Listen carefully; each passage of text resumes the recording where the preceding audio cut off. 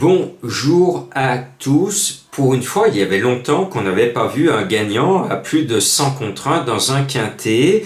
Et ne criez surtout pas au scandale. Ce 3 était trouvable à tel point que il faisait partie de... C'était mon regret pour les abonnés des pronos du cœur et je vais vous mettre en fin de vidéo ce que je leur conseillais de faire parce que tous les jours, pour ceux qui sont abonnés, j'épluche tous les chevaux du quintet et ce 3 partait avec une chance régulière.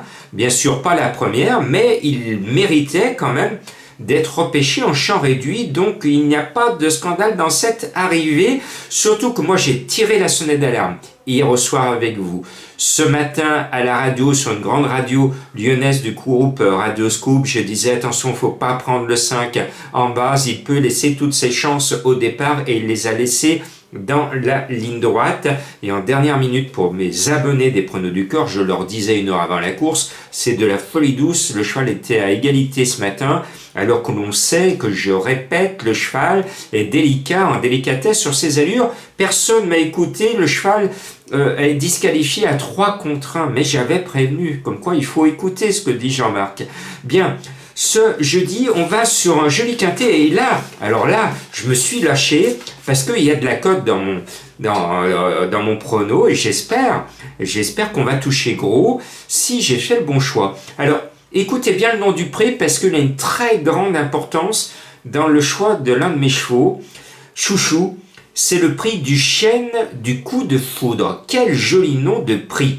Eh bien moi j'ai un premier coup de foudre, si vous me le permettez, par un cheval qui a tous les atouts dans son jeu. Pour moi le 12, Chareggio, a tout pour me plaire.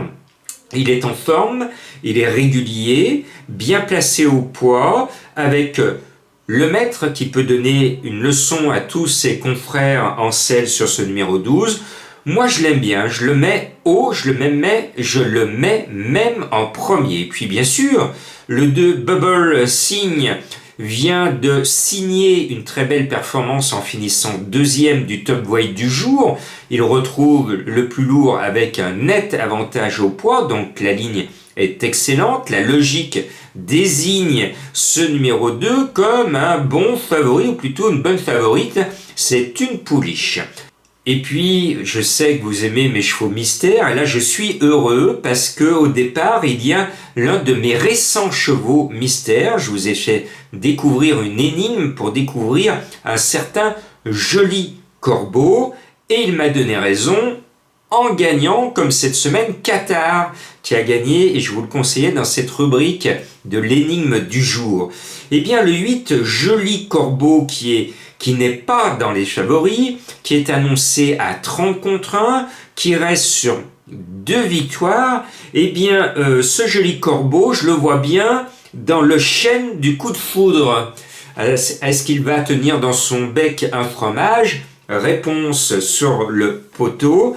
En tout cas, c'est mon chouchou, je l'adore, je l'ai découvert avant qu'il découvre lui-même les quintets. Joli Corbeau mérite de s'envoler dans la dernière ligne droite et de vous faire gagner des sous. C'est du 30 contre 1. Mais j'ai plus grosse cote par la suite. Accrochez-vous. J'aime bien, après ce numéro 8, le 6, Recoletti. La dernière fois, je ne l'avais pas mis. J'avais dit à mes abonnés des pronos du cœur que c'était le favori douteux. Et finalement, il m'a donné raison. Il n'a fini que 6e.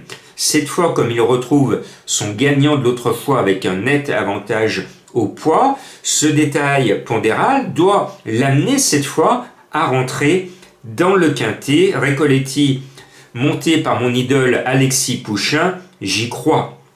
Et puis pour une fois que Maxime Guyon n'est pas du tout favori, j'aime bien le 7 Indian Gold. Il peut venir mettre sa petite flèche sur le poteau et nous montrer que Maxime Guyon, quand il est outsider dans un quintet, est capable de faire l'arrivée, parce que cette année, quand il était souvent favori, on ne l'a pas vu sur le poteau, hein, et très récemment d'ailleurs.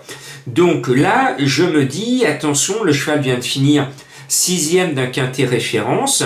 Le poids n'a rien de prohibitif, et puis Pantel en a 2. Allez, on tente pour une fois à cote Maxime Guyon. Et puis bien sûr, la révélation 2023 des quintés de 3 ans avec les jeunes poulains, ça a été et de loin I Am a Believer, le numéro 1, monté par Stéphane Pasquier. Maintenant, il a gagné sa course, il a pris 3,5 kg de pénalité, c'est lourd, mais je pense que sa forme, sa classe, sa régularité doivent compenser sa lourde charge, mais de là à le revoir gagner, il y a un fossé que je ne franchis pas. Mais avec le jockey qui a de la brioche sur le dos, eh bien, il doit compléter au minimum le ticket de quintet.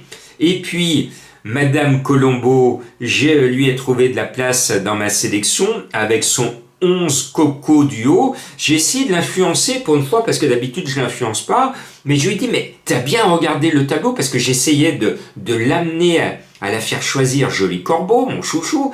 Eh bien non, Mordicus, elle m'a dit non, je vais pas changer. C'est Coco Duo le 11. Alors je sais que vous êtes nombreux et vous avez passé un bon week-end avec les codes de samedi, dimanche et lundi. Donc Mordicus, le 11 Coco Duo, elle ne va pas le lâcher et vous non plus ne lâchez jamais Madame Colombo. Et puis voilà Montecar qui est le dernier de la liste type des chevaux cités par la presse. Un point. Ce numéro 14 qui a un drôle de nom, DS Chingis Grèce. Eh bien, c'est un Barbero qui me plaît parce que c'est un cheval qui est à l'aise sur le sable. Moi aussi, parce que ça sent les vacances, le sable. Ce 14, c'est le gros tocard de la course. Il n'est pas vu par la plupart de mes confrères. Et je me dis, on l'a vu ce mercredi, il y a toujours des surprises en ce moment dans les quintets. Je pense que s'il y a une grosse surprise, elle viendra de mon numéro 14. C'est très risqué. C'est un coup de poker, mais allez, il faut se lâcher pour essayer de trouver une arrivée qui paye, parce que je sais que beaucoup d'entre vous, vous en avez marre de toucher des cacahuètes. D'ailleurs, ce mercredi, il n'y a pas eu de rapport dans l'ordre, et quand je vois le désordre à 2000 €, je me dis, il est pas cher payé le désordre, parce que s'il y avait eu de l'ordre, on aurait gagné une petite fortune. Tel n'a pas été le cas, mais le désordre, même à 2000 €, je trouve que c'est un peu léger. Voilà, je referme cette parenthèse. Par contre, vous, là c'est mon cheval mystère, si vous laissez malheureusement votre porte ouverte, eh bien mon cheval mystère, entrez chez vous, sans trace d'effraction, et il va vous prendre vos bijoux. Attention à mon cheval mystère, méfiez-vous, méfiez-vous. La pêche au tocard. Alors, il y a des chevaux qu'il faut repêcher, notamment le 1 Filou de Cita, qui est barré sur le papier, mais je sais qu'elle est bien, et elle va essayer de choper une 5e place à 50 contre 1. Elle en a les moyens. Alors, je m'adresse à mes abonnés qui sont joueuses ou joueurs de quintet. En champ réduit quintet, ce numéro 1 se rachète, notamment quand vous voulez faire un champ réduit de 3 bases au quintet, eh bien vous mettez dans ce champ réduit le numéro 1. Même remarque pour le 3 Fizzy de Vive qui est complètement déchiré comme le 1. Annoncé à 40 contre 1, le cheval vient de montrer un net regain de forme. L'entraîneur n'est pas négatif du tout. Je découvre même une certaine forme de confiance avec les couleurs bien connues de l'écurie du Vieux Chêne. Attention à ce numéro 3 qui peut lui aussi venir choper une 5e place à 40 contre 1.